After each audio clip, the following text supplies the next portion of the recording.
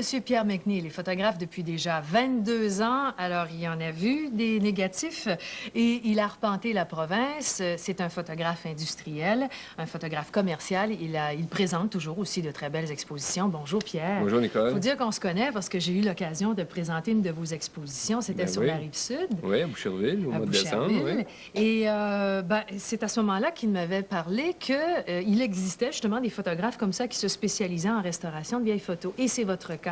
Pourquoi en êtes-vous arrivé là, Pierre? Bien, dans le travail que je fais, on a toujours recours à la retouche un jour ou l'autre parce qu'il y a toujours une petite imperfection corrigée sur une photo. Alors, naturellement, on peut élaborer sur la retouche et c'est ce que j'ai fait un peu en me spécialisant surtout dans les photos anciennes. Alors, les gens ont souvent des photos de famille, des photos des parents.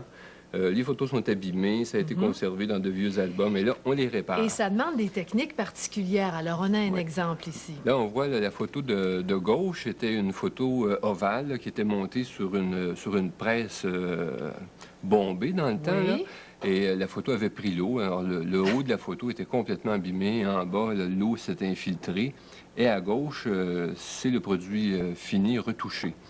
Ça peut prendre combien de temps pour faire ça, Pierre? Ça prend presque une journée. Ah oui? Un travail comme ça. Ça ici, c'est pour montrer la reproduction à partir d'un zinc. Les petites photos là, du début du siècle là, qui étaient sur les plaques de métal. J'en ai dans mon album que ma mère m'a donné. Ça ressemblait à des négatifs, en fin de compte, ou presque. C'était comme des négatifs sur métal. Alors là, on peut reproduire et agrandir. Et ce qu'on a vu tantôt, l'autre photo avant là, qui avait pris l'eau, ça, c'est le produit final qui est encadré pour montrer ce que ça peut donner. La photo était complètement Qu'est-ce que vous utilisez? Je ne sais pas, moi, diffusant, puis ça prend aussi des talents d'artiste, quand même. Oui, bien, il faut être capable de reconstituer l'image. Disons, les techniques qui sont utilisées sont principalement l'aérographie. On utilise les teintures et le crayon. Alors, à partir de ça, on peut reconstituer une photo complète. Finalement, c'est redessiner la photo. Mais ça cause pas un problème parce que le papier, avec le papier, un papier qui est jauni, un papier qui a pris l'eau, comme vous disiez, un papier séché aussi. Oui, mais rarement. Si on regarde ici, vous voyez, tout le haut de la photo était complètement déchiré. Là, je l'ai reconstitué. Là, il y a du travail de crayon, du travail d'aérographie. Et justement, là, je travaille jamais sur l'original. Je fais toujours une copie de travail. Et là, c'est sur la copie de travail que je vais travailler, que je vais faire la retouche. Et après ça, on fait une autre reproduction encore. C'était 3 générations de photos. Oh là là, et là, on peut lui donner un traitement, hein? Un traitement à l'ancienne, brunâtre ou un virage à l'or, selon ce que les gens désirent. Est-ce que les sociétés historiques, par exemple, font appel à vos bons soins, à vos bons travaux? Il y a les sociétés historiques, les restaurants, les entreprises. Beaucoup de compagnies vont me faire retoucher des stationnements pour enlever les automobiles ou refaire le gazon, des trucs comme ça. Qu'est-ce qu'on vous demande plus souvent, les clients particuliers, par exemple? Disons, le plus souvent, c'est des vieilles photos de famille. Ça, c'est surtout ça qui m'est demandé. Au niveau des particuliers, au niveau de l'industrie, c'est surtout d'enlever des fils électriques et des poteaux électriques. Donc, ça se fait? Oui, ça se fait. Oui, ça se fait. Il y a plusieurs choses qu'on peut faire en photo. Et on peut faire de la coloration aussi. C'est ça. Là, on tombe dans la couleur. Ouais. C'est un peu plus compliqué et un peu plus long. Oui, là, il faut imaginer les couleurs. Qu'est-ce que ça peut avoir de l'air dans le temps. Là, ici, on voit un petit bébé là, auquel on a remis la couleur. Vous disiez, il faut qu'on sache qu'est-ce que ça avait de l'air dans le temps. Donc, ça vous demande aussi de faire des recherches dans les archives, pour les costumes. Savoir comment les tissus qui étaient utilisés, les couleurs qui étaient à la mode dans le temps aussi. Et puis, l'anecdote de la dame qui voulait faire enlever le chapeau sur la tête de sa mère.